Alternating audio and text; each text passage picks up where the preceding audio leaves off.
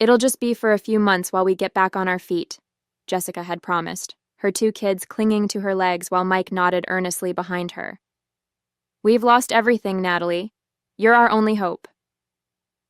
My name is Natalie, and at 29 I was about to make the biggest mistake of my life by letting my stepsister's family move into my carefully curated 2-bedroom apartment. The home office I'd spent years perfecting, the peaceful space where I built my freelance design business, all of it was about to be invaded by chaos. The kids can sleep in the office, Jessica continued, gesturing to her 4-year-old Emma and 6-year-old Tyler. We'll take the guest room. You'll barely notice we're here. I looked at my pristine living room, where my drafting table sat near the window, catching the perfect natural light. At my organized desk setup, dual monitors perfectly positioned. At the peace and quiet I needed to meet my clients' deadlines. I work from home, I reminded them. I need that space for my business. Oh, you can work anywhere, Jessica waved dismissively. The kitchen table, your bedroom, it's not like you need a whole room just for drawing. I bit back a response about how graphic design was more than just drawing, how I'd built a successful business that paid for this apartment, how I'd carefully chosen this place for its perfect layout and lighting. But they were family. And they had nowhere else to go, or so they claimed. Their own place had been foreclosed on after months of missed payments, though they blamed the bank, the economy, their jobs. Everyone but themselves. It's temporary, Mike assured me, though something in his tone felt off. Just until we find new jobs and save up a deposit. I should have asked more questions about their plans, their timeline, their budget, about why they couldn't stay with Mike's family or Jessica's dad, my former stepfather who'd remarried and moved to Florida, about why they'd waited until the last possible moment to ask for help. Instead, I found myself saying yes. Because they were family. Because they had kids. Because Jessica had been crying about not wanting her children to be homeless. You're a lifesaver, Jessica hugged me, her designer perfume overwhelming. We'll be model house guests, I promise.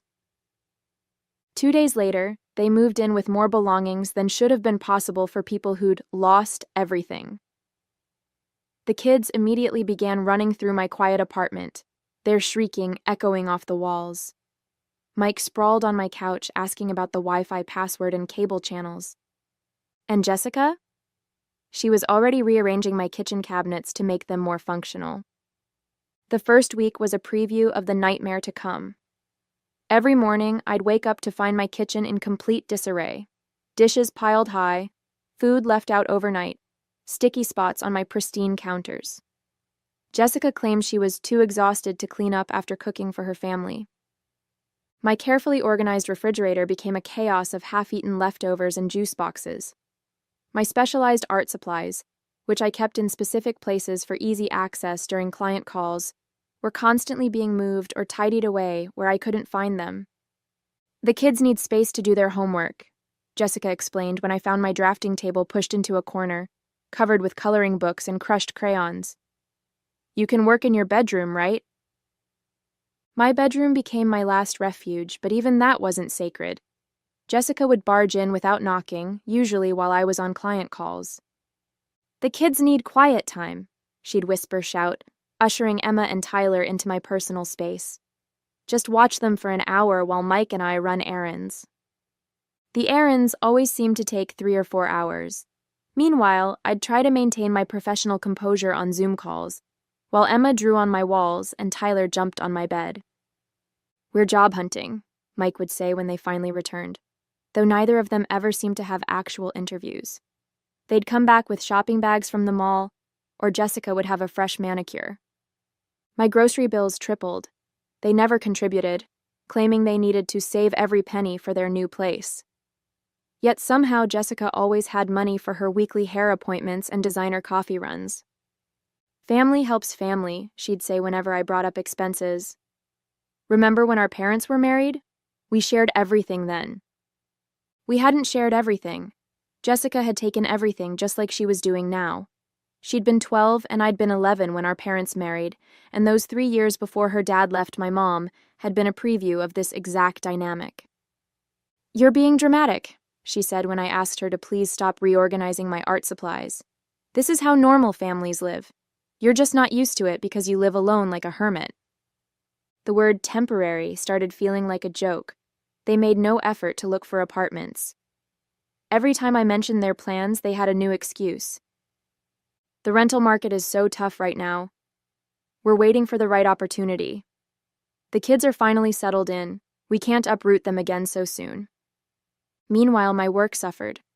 Meeting deadlines became nearly impossible with constant interruptions and my workspace in chaos. Clients started noticing the decline in my productivity.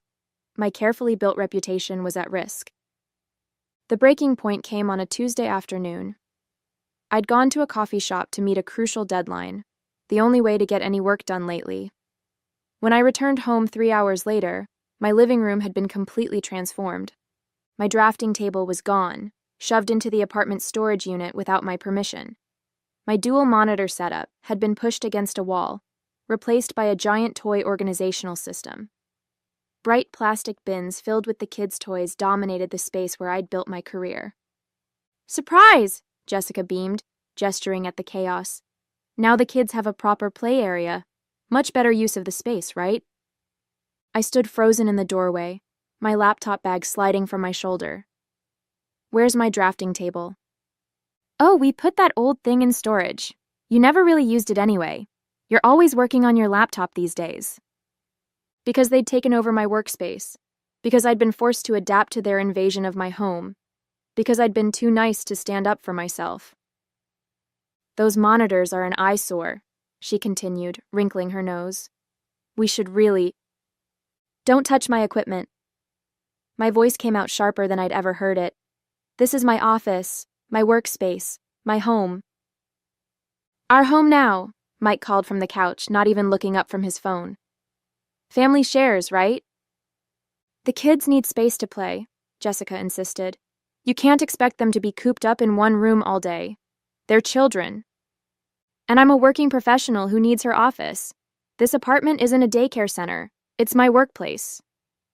You're being selfish, Jessica's voice took on that familiar wounded tone. After everything we've done? Everything you've done?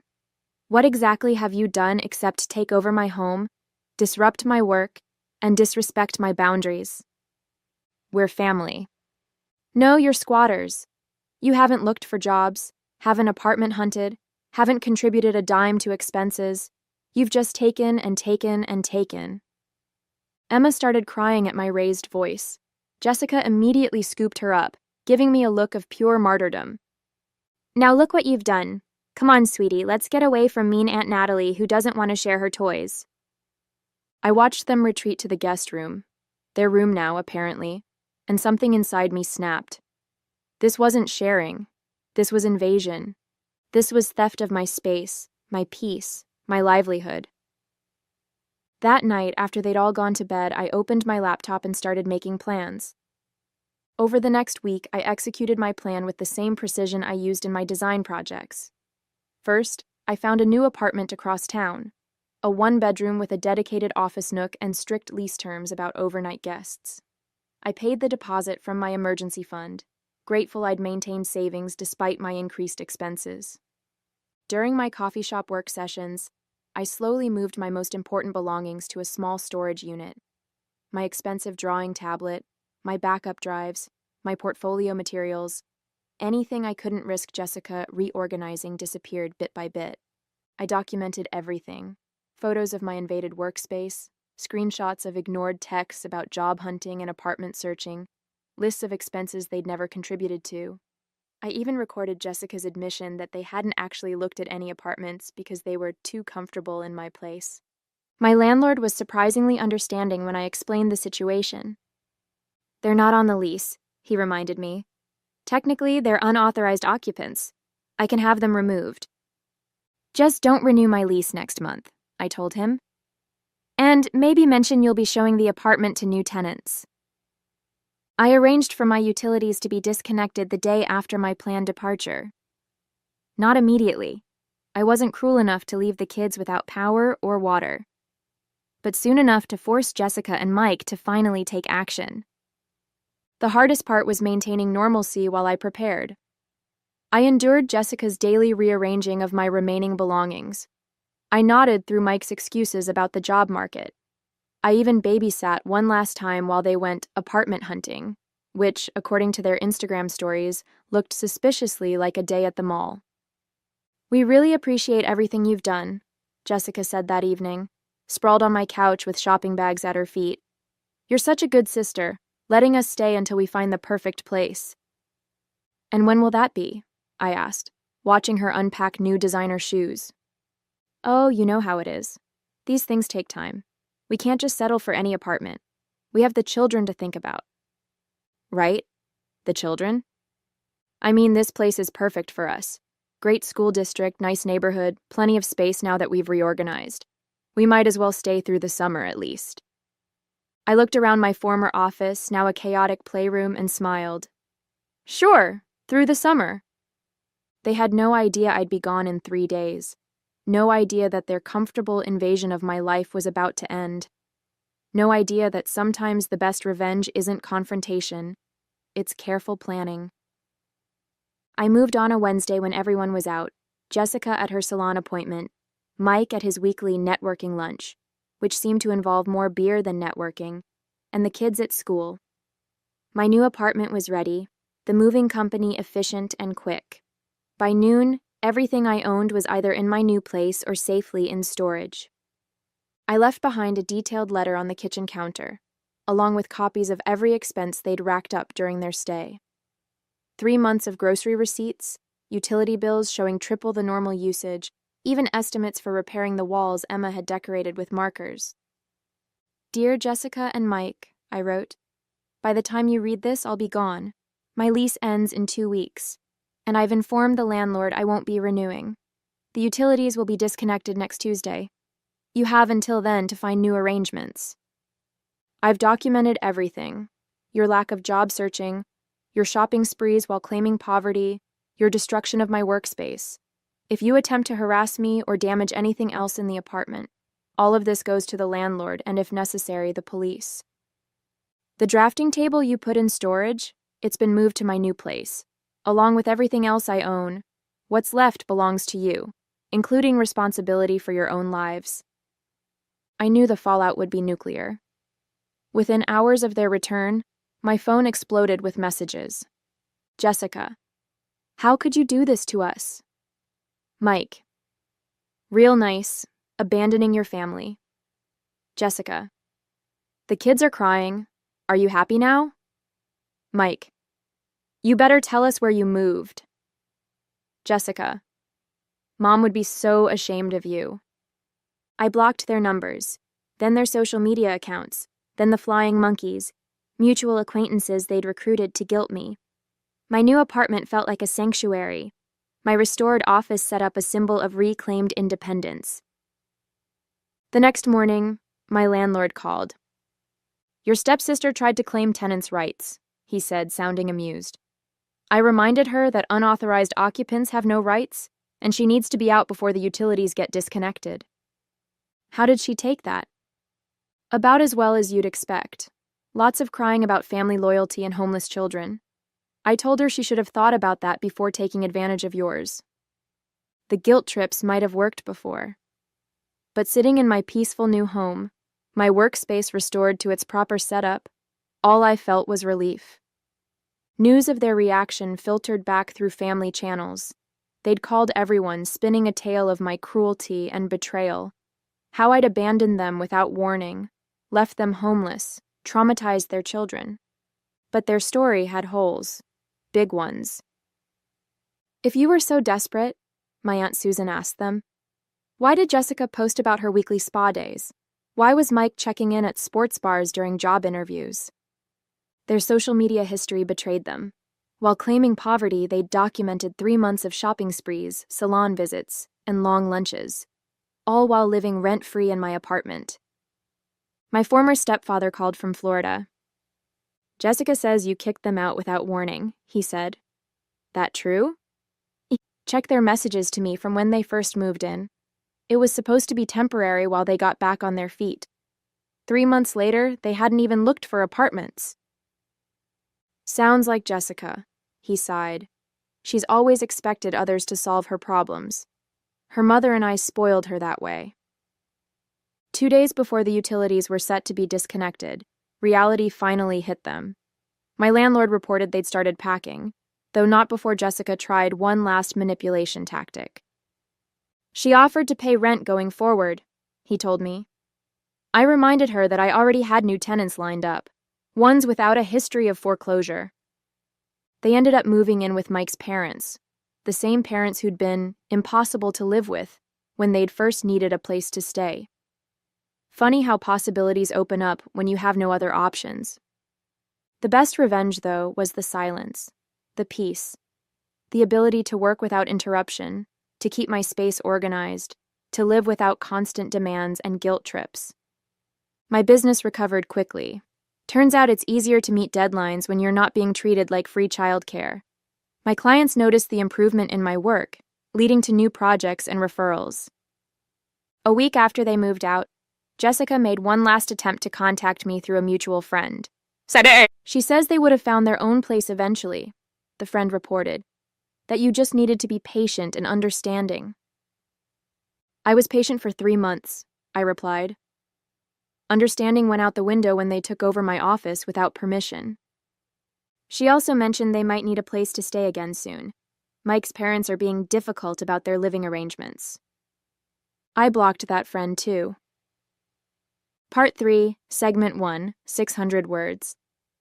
6 months after my great escape, my business was thriving.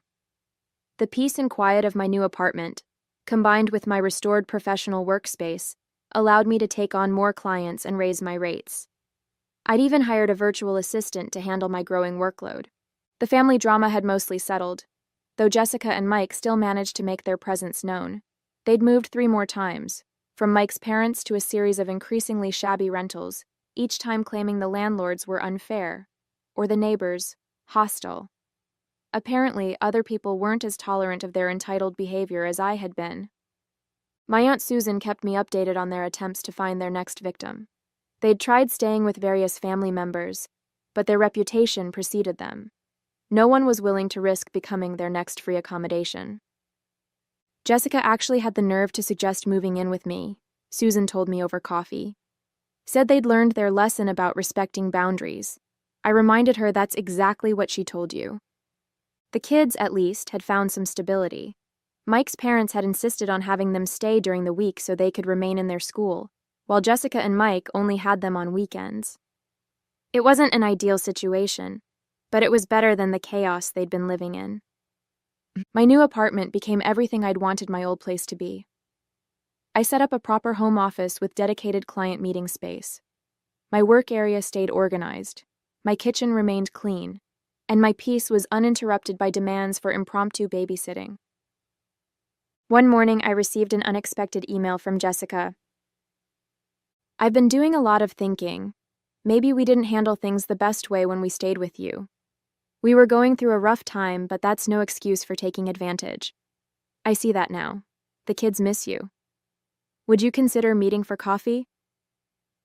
It was the closest thing to an apology I'd ever get from her, but something about the timing felt off.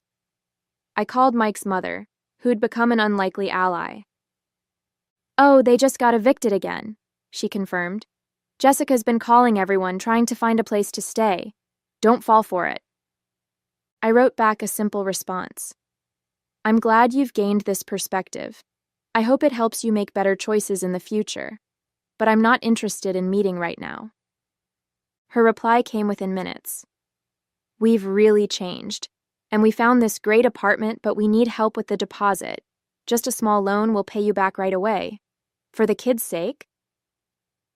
There it was, the real reason for the sudden apology. I didn't bother responding. Later that week, I received a large design project from a client who'd found me through my upgraded portfolio website.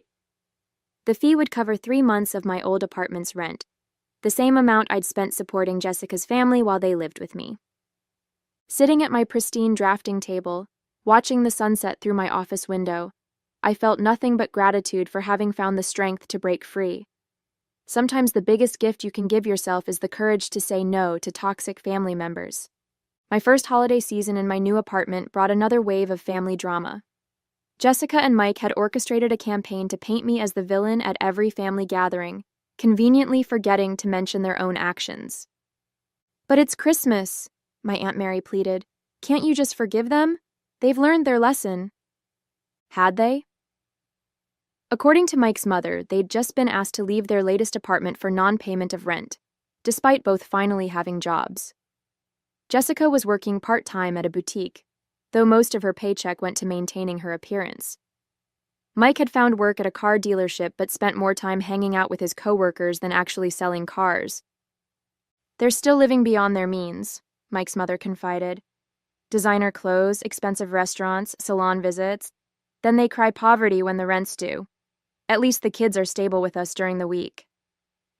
I declined the family Christmas dinner, opting instead to host a small gathering at my new place for the relatives who'd supported me. My Aunt Susan brought her famous pie, Mike's mother came with the kids for a brief visit, and my former stepfather even flew in from Florida. "This is what a home should feel like," Susan commented, looking around at my organized space. "Peaceful, respectful, not like a tornado of entitlement blew through." The kids had changed too. Away from their parents' chaos, they'd settled into better routines.